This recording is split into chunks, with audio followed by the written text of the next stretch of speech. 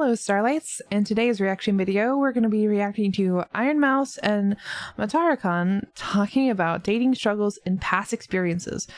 In truth, I wanted to react to a bunch of clips from Matara and Ironmouse like separately, but I could not find a compilation video. So if you guys have one, like send it my way. So for now we're going to be reacting to this. I don't know if it's funny, I don't know if it's wholesome. It's just gonna be something. All right, so let's go. Did I tell you I asked Gunrun to find me a husband, and I'll read you his response. Wait, what was his response? It wasn't very nice. Hold on. Oh God. I said, this was like back in September. I said, Gunrun, I have done so much for our Shoujo family. It is now my turn to ask for a favor. I would like for you to find me a nerdy husband. Not right away, not yet, but keep your eyes open for me. I like him nerdy, I like him smart, I like them not intimidated by my drive. He said, quite the challenge, but okay. Okay.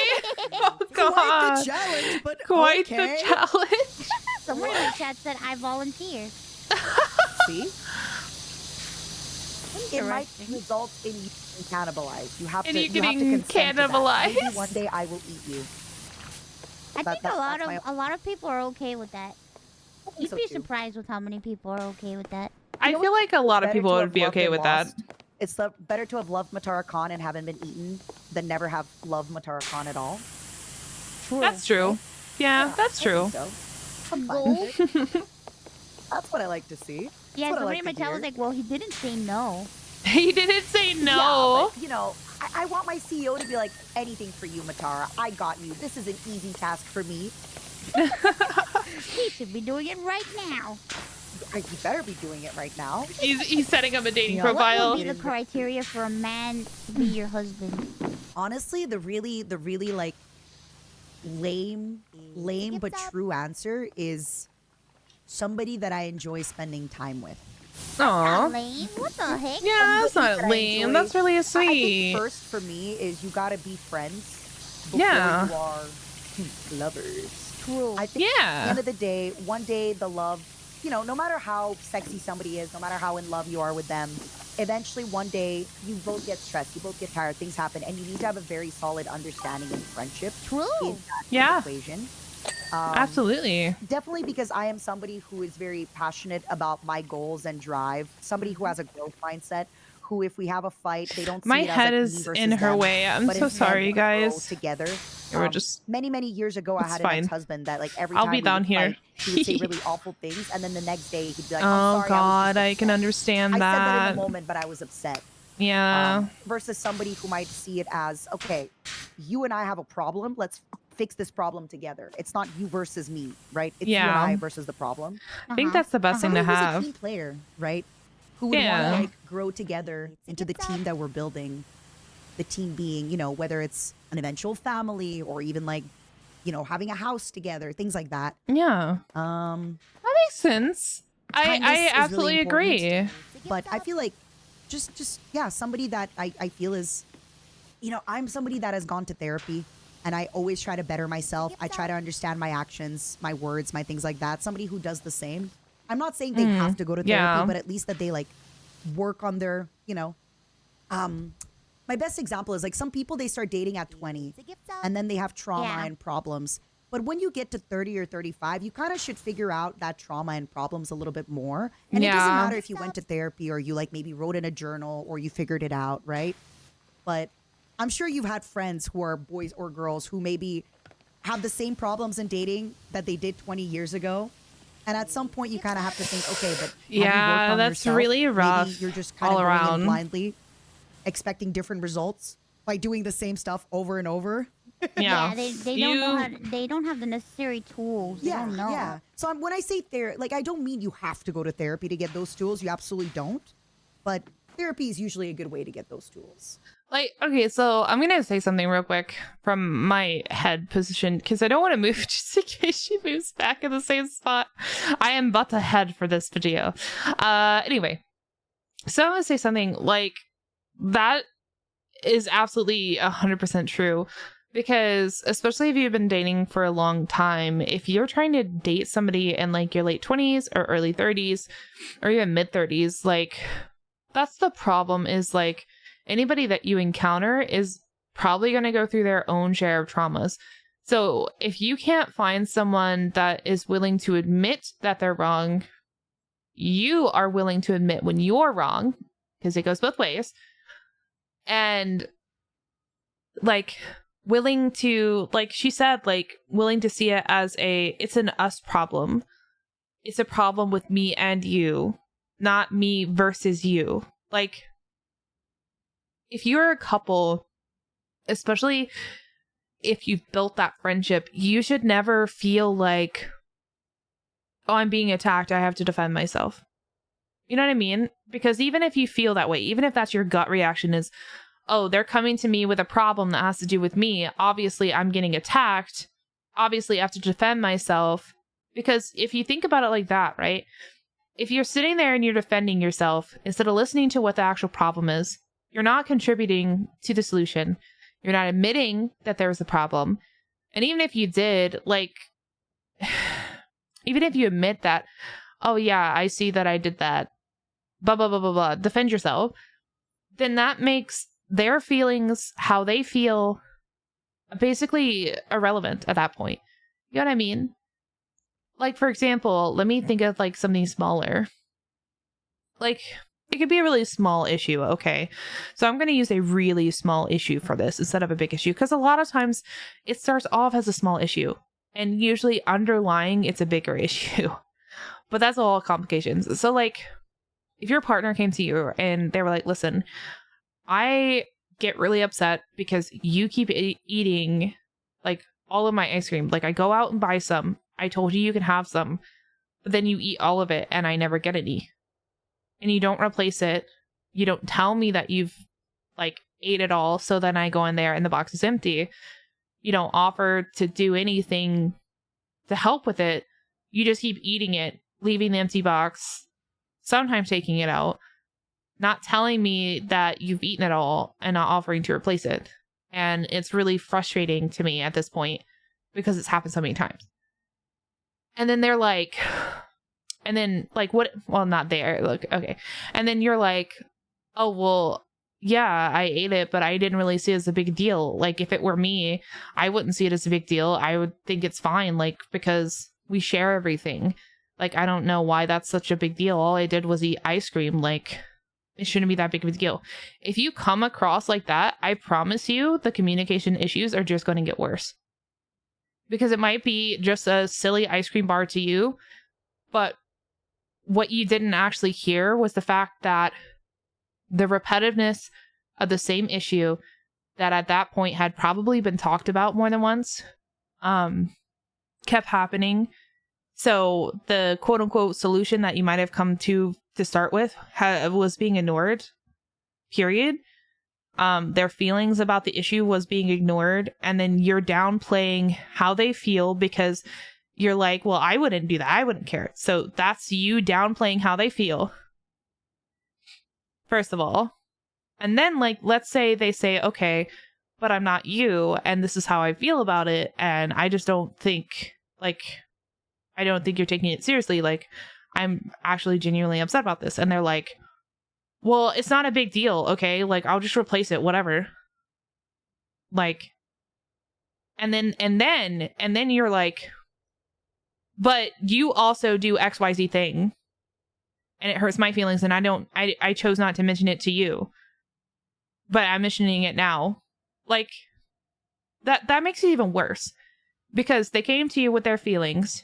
You basically downplayed their feelings, made them like they meant nothing, like it wasn't a big deal, made them feel even worse because it's like you basically called their feelings irrelevant because you said, oh, well, I wouldn't do that. I wouldn't care. So you're not seeing it from their perspective. You refuse to see it from their perspective. You downplay their feelings.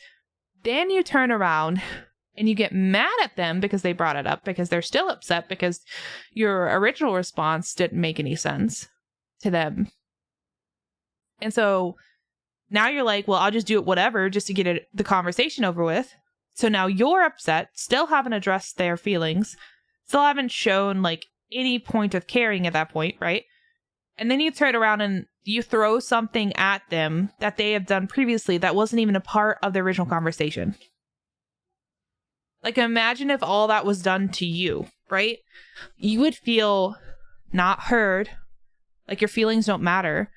And eventually it gets to the point where that repeats so much that you're going to feel like, why do I even bother? You know? Or your partner will feel that way. If you're doing that to your partner will feel that way. Your partner will feel like, why do I even bother? What's the point of even bringing up anything of how I feel if this is going to be the result every single time? You can't blame them for that. And if it's you that feels that way, they can't blame you for that. You know? So, absolutely, what Matara is saying, like, you need to build a basis of communication. You need to get it through your head that when you get into a relationship, it is a us situation, not an us versus, or not a me versus them situation. You know what I mean? Anyway, I just wanted to share that little tidbit. Let's continue on. What about you? What would you say are your criteria for that kind of stuff? For a person? For a person. Yeah. It's kind of like the same as your answer, but like I'm very much the type of person where it's like I cannot be with somebody if we're not like friends. Yeah. Yeah, it's hard. It's very, I have to have that like friend connection. Yeah. But then again, I also can't be attracted to somebody unless we're friends. It's kind of weird. Oh, I used to not be like that, but as I've gotten older, yeah, I get that. I can't do casual things unless it's fictional boyfriends. I think as I've gotten older, I just, unless I'm in love, I can't do it. Or unless like I see myself falling in love with this person, I just can't do it. It's weird. And it's kind of intimidating because nowadays everybody wants everything with like less commitment and more casual. And I'm like, Yeah. I'm sorry. I need you to look me in the eyes and tell me you love me. Yeah. I'm sorry. I can't do the casual thing. I've never been able to do a casual thing. It's just not. Really? Yeah, I can't do the casual thing. I've never been able to. I don't find an attraction to somebody in a casual thing. Kind of hard. Another thing that's really strange with me, I'm very independent and I need to Oh, have my yeah. independence and my space. Me But I too. also, once if like I'm at a point where I'm living my life with somebody, right? And like I want to live together or do stuff, I kind of want to know what they're doing during the day. And it could be as simple as like, oh, hey, I am going to go work for 8 hours, talk to you in 10 hours. But I kind of like to know. And you like communication. Yeah. And it's hard to explain because sometimes guys will be like, what, you need to know what I'm doing every second of the day? No, but like, I also, if we're living, or like, if we're living together, I don't want you to disappear for 4 days. And it feels like, Wait a minute. Disappearing, like, that's exactly what I for 4 mean. days. Like, come on That's now. exactly it, right? Where sometimes, like, if I try to explain it to men, and I'm sure women do this too, right? Where Yeah. it's like, oh, what, do you want to know my every move and action? No, but, I'd like to roughly know what you're up to, like, Yeah. every day. Like, what the heck? And if that's too much to ask, then sorry, like, I'm not, I don't think there's anything wrong with discussing your day with somebody or like Yeah. going over daily things with I somebody. agree with that. Like, As feel long as like it's not like the every need second of the day. to Yeah. want to discuss things and to want to share what's going on in your life should be there. I agree. I just want to say, like, as an asterisk, like, I think that is perfectly okay. The thing that bothers me is if, like, we have a thing established, right? And I tell you, for example, like, hey, I'm going to be working on, like, editing all day long. Like, all day long. And I would tell, like, my partner, like, ahead of time. Like, I wouldn't even wait till the day up. I would tell them, like, a day before or a few days before if I knew that's what I was going to do on my day off. And I would say, okay, listen, I'm going to be editing all day long because I am trying to get XYZ thing done.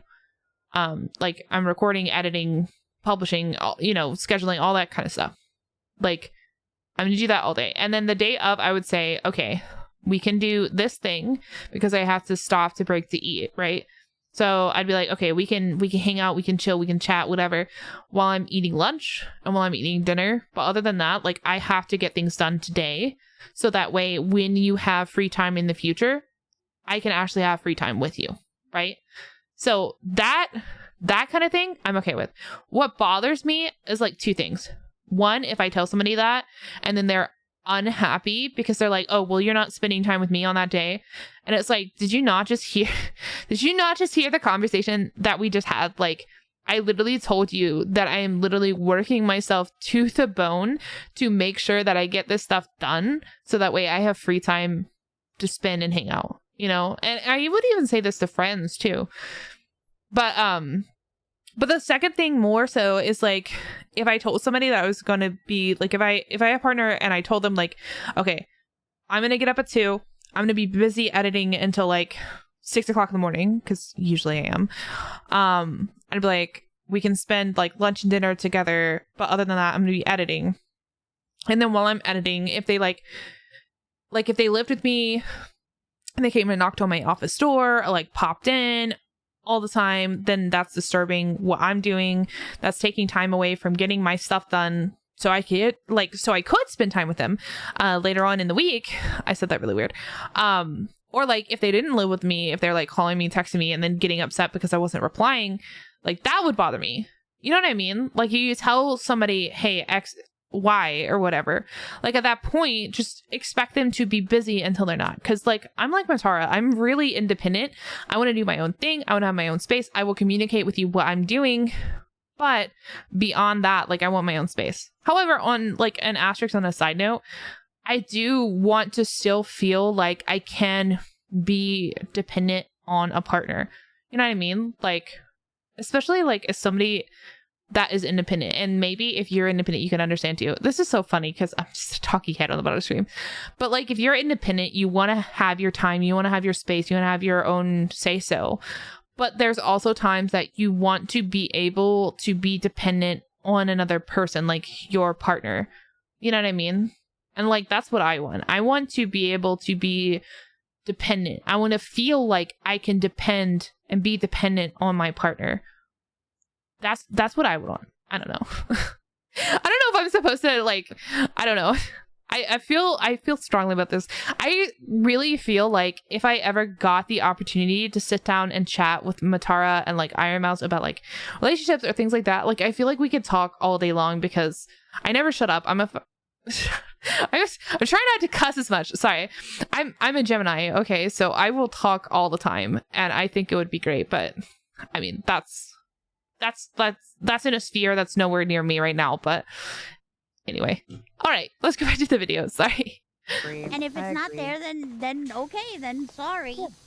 And you know, everybody goes through phases, right? Like maybe if I'm having, like maybe I don't know, maybe I'm having a really crazy thing, and it's like, oh, I'm sorry, 15-hour work days. But at least you can let them know, like, hey, 15-hour work days. Yeah, see, that's what I was just saying, guys. But yeah, I definitely do feel like sometimes it's something I had to learn, that this is a need of mine. And if somebody thinks it's too much, that's fine. That's valid. But if it's too much for them, that's not, it's not for me.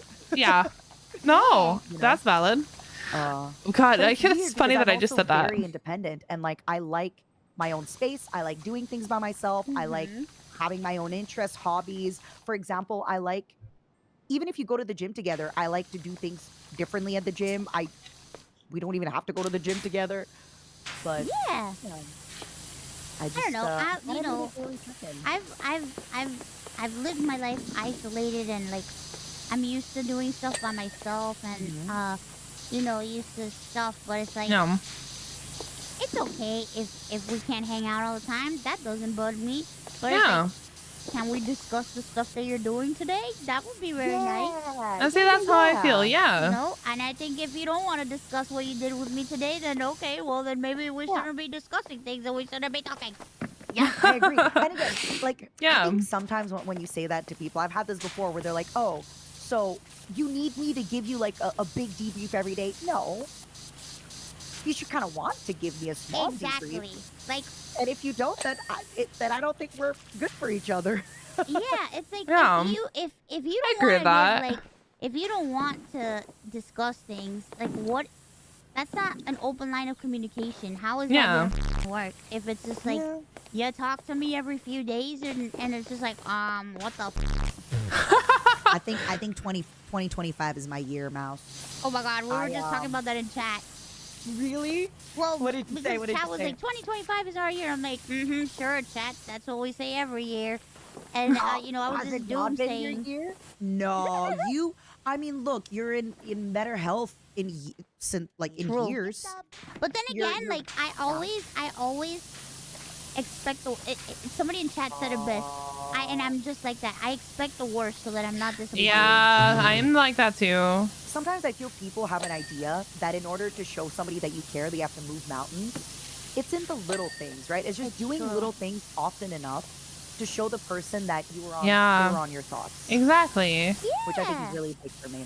Yeah. Exactly. I Oh. agree. I have some thoughts I wanted to share about that, but I wanted the video to finish. But yeah, like Mouse said, like no, I don't have the severe health problems that she does. I do have health problems and like other things. But even that aside, like I live my life thinking the worst so I won't be disappointed, because if you're somebody that has been here, I'll move back up now that the video's over. If you're somebody that has been like disappointed a lot in their life, like I have, like I don't mean like, oh, I didn't get the last blah, blah, blah, blah, I didn't get the last slice of cake type of disappointment.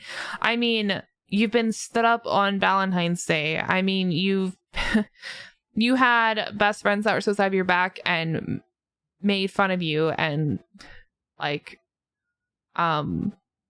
you had family that would constantly just like set you up to be disappointed, like that kind of thing, like where it starts at home and it affects everything else. Like that was my life, and I'm not trying to be sad here, okay, but I just wanted to give you an idea. So because of that, and it's even relationships too, like I give everybody a blank slate because I try not to paint everyone the same color, because I don't think that's fair, right? But that's the thing for me, is like I do, because I've been disappointed so much, despite giving everybody a blank slate in the back of my mind, I will always set myself at the lowest bar. Like I will give people a clean slate, but I will give you the lowest bar, which means that like it's really easy to like exceed my expectations, which is bad and good in a way. Bad because my expectations should be higher, but good because you don't have to like work very hard. Well, I guess that's bad too. I don't know, but I set it really, really low. And that's because I don't want to be disappointed. That bar only moves up when you yourself as a person, whether you're my friend, my partner, whatever, when like you yourself as a person has shown me over repetition that, hey, that bar deserves to move up because, I give you way over that. So now the bar should be higher because I give you way over that.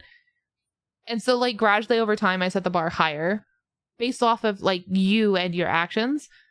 But I'm still in the back of my mind expecting the worst, because I feel like if I don't, then I will just, get disappointed. And like the thing about disappointment is like it is soul crushing, especially when it happens over and over again, because then it just makes you like, sometimes if you're anything like me, you just spiral and like internalize everything, and it just gets bad. So like I completely understand that. Yeah. Oh crap, I forgot the other thing that they were talking about like right at the end. Hold on. Oh shoot. Hold on. Hold on. What was the last thing? It's in the little things, right? It's Yeah. just Okay. Okay. So we're talking about the little things. That's what it was. So, yeah, like that's something really, really important too, whether like a partner or a friend. Like for me, like my love language with anybody, friend or partner, is like gift giving. Like if you become like someone important in my life, I will be inclined to gift give. And I try not to do that because I've been taken advantage of so much in my life. That's why I am not as stable financially as I should be, because I give to people too much. And yeah, it's a flaw. I'm not going to get into specifics because I don't want oh, you're a good person, oh, blah, blah, blah. I don't want that. I don't do it for the recognition. I do it because it makes me happy to see them happy. So in the same breath, though, I don't expect them to do the same thing back. You know what I mean? Like, if I got someone a new computer, I would not expect someone to buy me a new computer in return. You know, it doesn't have to be an even exchange. But, however, like, it's just like the little things. And it could be free things. And what I mean by that is, like, you know, like in that scenario, you don't have to feel like you're indebted to me for a freaking computer. I don't want you to. But more so, like, you know, hey, Selena, I drew this thing for you. Hey, Selena, I found this cool song that I think you'd like. Or, hey, Selena, I saw this book that was on sale and I sent you the link because I think you might like it. Like, things like that, you know, that cost you nothing. That's what makes me happy. So it is really the little things. I don't expect anybody to give me anything. I don't expect anybody to give me money. I don't ask for it because I feel incredibly horrible asking for anything. Even when it comes to my birthday or Christmas, like, I begrudgingly tell people something generic or whatever because I know people won't stop asking me. Like, my roommates specifically won't stop asking me, but like my family doesn't give me anything. So like, I don't expect people to give me anything, and it's really hard to tell people like that I want something. So like on Throne, if you've ever seen my Throne list, it is very short. It has like, I don't know, less than 10 things on it, and they're not even like super expensive to my recollection. So yeah. Anyway, that's all I wanted to say. I rambled a lot in this video, so thank you for hanging tight with me. I hope you enjoyed it. Hope you enjoyed my thoughts. I really enjoyed that video, and it was really cool because they shared a lot of my same sentiments and my same thoughts. So that was pretty cool. But yeah, I hope you guys enjoyed. Please leave a like, comment, subscribe if you did. Please give me any recommendations that you want to God, that you want me to react to. There we go. Yeah, and I'll see you guys next time. Bye, everyone.